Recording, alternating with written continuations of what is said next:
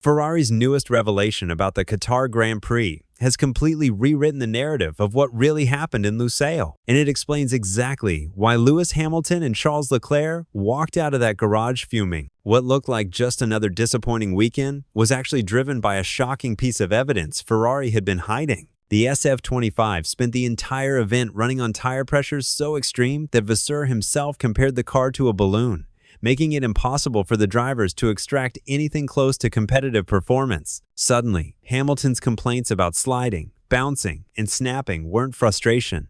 They were a direct description of a car fundamentally unable to grip the circuit. This new evidence doesn't just expose why both drivers were humiliated in qualifying and powerless in the race. It also reveals why Ferrari's entire strategy collapsed from the moment the lights went out. The mandatory 25-lap tire limit froze the field, killed every chance of recovery, and trapped Hamilton and Leclerc behind cars they should never be fighting. Combined with a setup window they never even entered, a power steering issue early in the weekend, and a package that simply could not cope with the pressure demands. Ferrari's Qatar performance wasn't bad luck. It was the perfect storm, and with that, their fight for second place in the Constructors' Championship effectively died in the desert. Everything Hamilton and Leclerc said afterwards suddenly makes sense. The anger, the honesty, the exhaustion. This wasn't just the SF25 failing them, it was Ferrari stepping into the worst-case scenario with no way out. And now that Ferrari has finally broken its silence, the full story is more dramatic, more revealing, and more worrying than anyone expected. Stay with me until the very end because the details of what really went wrong in Qatar are even more shocking than the result itself. What emerged after Ferrari broke its silence in Qatar was far more shocking than anyone expected because Vasseur didn't just point to a bad setup or an unlucky weekend. He confirmed that Ferrari were fighting a tire pressure scenario so extreme that the SF25 behaved like it was floating rather than gripping the circuit. The mandatory balloon pressures imposed by Pirelli due to the internal structural damage discovered on the tires pushed the Ferrari completely outside its operating window. While other teams were able to work around the problem, Ferrari simply couldn't. The car's aero platform became unstable. The suspension couldn't settle under load, and every corner exposed a new weakness that neither Hamilton nor Leclerc could control. This wasn't a small disadvantage. It was a complete collapse of balance and grip that made the car fundamentally undrivable. Consequences for Hamilton were immediate and brutal.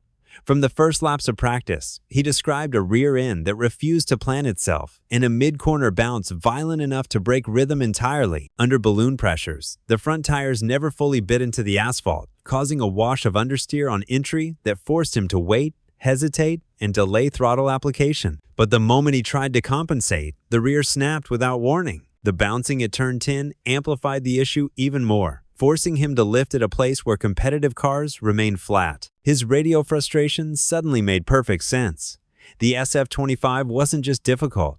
It behaved like three different cars across the lap, none of them predictable, none of them controllable. Leclerc's experience mirrored Hamilton's in every detail, which is why his words carried so much weight. He said openly that he pushed a stupid amount of risks just to keep the car inside the points, which tells you just how far outside his comfort zone he was forced to drive. The high-speed snap in Q3 wasn't a mistake. There was simply no grip available at the moment he needed it most. Even on his better laps, Leclerc described a car that floated on entry, bounced at the apex, and lost traction mid-exit. When a driver who normally thrives under qualifying pressure begins describing the car like a survival exercise, you know the concept itself is failing. Qatar didn't just expose one driver's weakness. It exposed a structural flaw that neither Hamilton nor Leclerc could compensate for. Vasseur confirmed that Ferrari's weekend began in the wrong direction from the very first lap of practice. And because it was a sprint weekend, there was no time to reset. The team entered qualifying with a setup that was already miles away from the ideal window,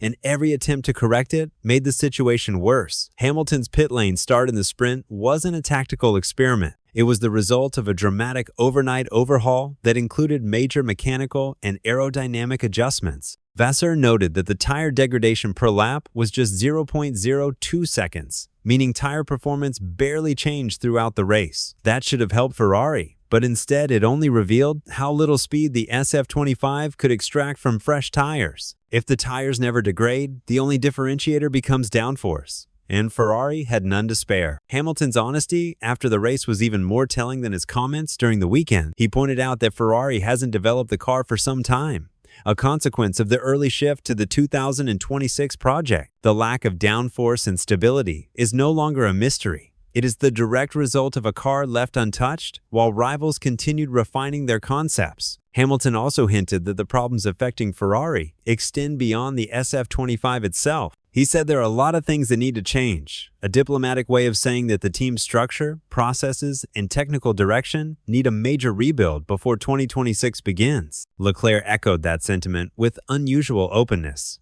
He said, "Ferrari must say what we really think," acknowledging that the gap seen in Qatar cannot be explained away by shifting focus to next season. He admitted that the team had sacrificed a huge portion of the second half of the championship, but that alone does not justify being this far off the pace. Ferrari didn't just lose performance, they lost the ability to understand the car. And when both drivers begin speaking in unison publicly and without filters, it suggests the internal frustration has reached a boiling point.